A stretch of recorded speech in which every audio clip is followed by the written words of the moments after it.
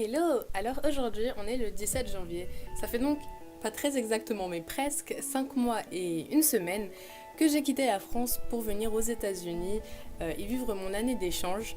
Du coup, j'ai décidé que c'était le bon moment pour vous faire une petite update puisque je suis à la moitié de mon aventure. Donc, je vais vous faire un bilan sur comment ça se passe avec ma famille d'accueil, avec mes amis, comment s'est passée l'intégration dans le lycée et comment ça se passe au lycée. Et donc voilà, on se retrouve juste après.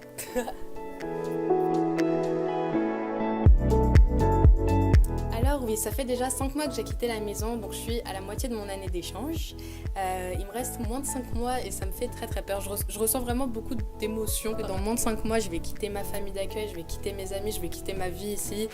Non pas que je suis pas impatiente de retrouver mes parents et ma famille et puis mes amis, tout ça, et puis ma vie parisienne. Mais ouais, non, je sais pas en fait. Ça me rend juste nostalgique, juste dans le futur quand je vais me dire waouh, t'as fait ça, t'es trop forte et tout, c'est trop bien. Ça va me rendre nostalgique parce que ma famille d'accueil va me manquer et ouais, ça va être dur. Mais c'est pas grave, passons.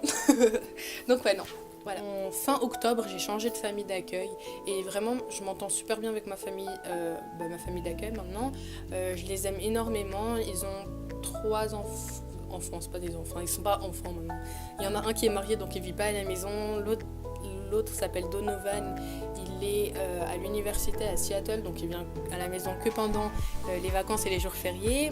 Et ils ont une fille qui s'appelle Darcy, elle est à l'université aussi, mais elle est à la maison puisque son université est plus proche. Donc, voilà. Mais je m'entends super bien avec ma famille d'accueil. Ah oui, et aussi dans mon ancienne maison, j'étais avec, vous savez, l'autre étudiante d'échange japonaise qui s'appelle Miyu. Et elle est toujours avec moi, donc on est toujours dans la même famille d'accueil qu'on a changé ensemble. Je m'entends super bien avec eux, je les aime énormément. C'est vraiment une famille comme je l'imaginais avant de venir.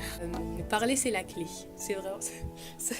J'aime trop cette phrase, ça rime, bref. Parler c'est la clé parce que vraiment, puisqu'on n'a pas les mêmes habitudes et tout, du coup, quand ils faisaient quelque chose qui me plaisait pas ou quand moi je faisais quelque chose qui leur plaisait pas, juste on parlait et à chaque fois ça s'arrange et à chaque fois, à chaque fois ça se passe bien. Donc vraiment je les aime énormément et je suis super reconnaissante envers eux qui m'aient accueilli chez eux, quoi.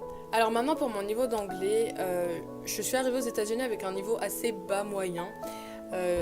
J'arrivais à comprendre pas mal de trucs, genre vraiment les conversations simples et basiques, et j'arrivais à me faire comprendre, mais c'était très fatigant. Genre à la fin de chaque journée, mon cerveau était mort de fatigue, parce que il fallait que je sois concentrée toute la journée, et c'est vraiment dingue comment il parlait. Enfin, quand je suis arrivée, j'étais là en mode, il parle super vite, c'est abusé.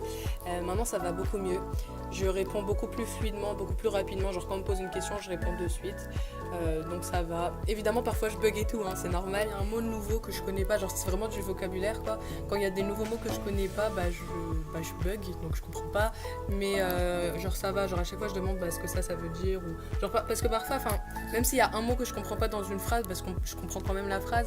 Mais du coup, à chaque fois je demande quand même, comme ça, plus des vocabulaires. Et voilà. Mais vraiment, ça va beaucoup mieux. Genre mon niveau d'anglais, ça évolue normalement, donc ça va. Ouais, j'évolue tout doucement, doucement mais sûrement, donc ça va. Ouais, ça va.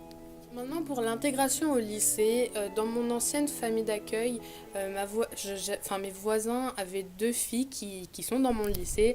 Du coup, je les avais rencontrées en été et un jour avant la rentrée, ma voisine, ma pote, donc Rachel, m'a invitée chez elle avec son groupe d'amis et du coup, ça m'a beaucoup aidée pour la rentrée parce que du coup, je connaissais quelques têtes, donc du coup, j'étais pas par moi-même, genre au début, et vraiment, ça se passe bien. Dans quelques classes, je parle pas aux gens parfois, genre dans quelques classes, parce que j'ai des petites classes et je sais pas, je sens juste pas le truc.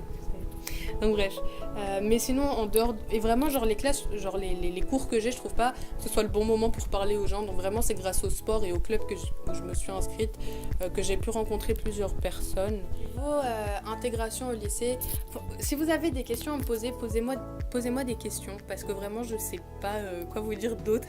Mais on va dire que ça va à peu près. Mais encore une fois, parler c'est la clé. Du coup, il faut vraiment aller parler aux gens.